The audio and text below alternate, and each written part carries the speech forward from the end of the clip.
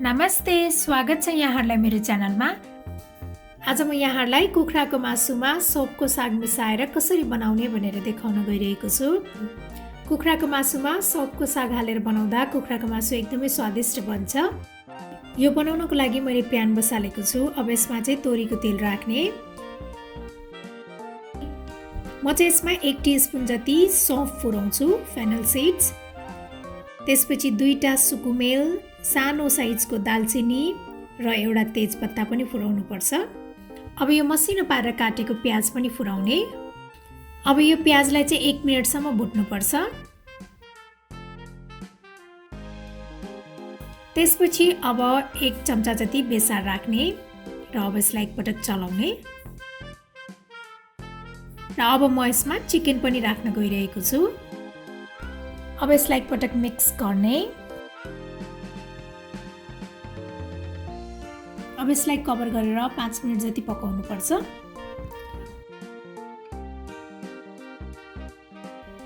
5 मिनेटपछि chicken यतिको भएको छ। अब यसमा चाहिँ पिसेको अदुवा लसुन राख्ने अनि 1 चम्चा जिरा धनियाको धुलो र गरम मसला पनि राख्ने। आधा चम्चा रातो धुलो खुर्सानी अनि नुन स्वाद अनुसार राख्नुपर्छ। अब यसलाई राम्रोसँग चलाउने।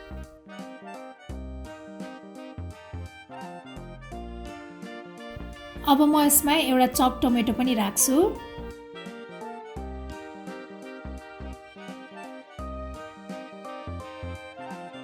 अब यसलाई फेरि कभर गरेर टमाटर नपाकुन्जेल पकाउनु पर्छ।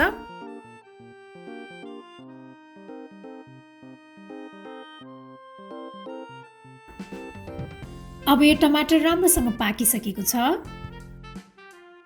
अब म यसमा सौफको साग राख्छु। सौफको सागलाई चाहिँ मैले राम्रोसँग पखालेर अनि यसरी मसिनो पारेर काटेर लिएको छु। अब यो सबै चिजलाई राम्रोसँग मिक्स गर्ने। अब यसलाई फेरि कभर गरेर अर्को 3-4 मिनेटसम्म पकाउनु पर्छ।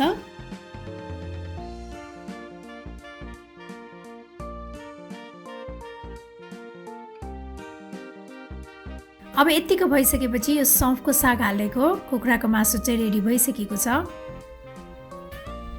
मलाई आशा छ यहाँहरूलाई यो सौफको साग हालेको कुखुराको मासुको रेसिपी पक्कै पनि मन पर्यो होला। र मेरो अरू यस्तै रेसिपीहरूको लागि प्लिज मेरो च्यानललाई सब्स्क्राइब गरिदिनु होला र मेरो भिडियोलाई लाइक, शेयर र कमेन्ट पनि गरिदिनु होला। Thank you for watching. Bye by.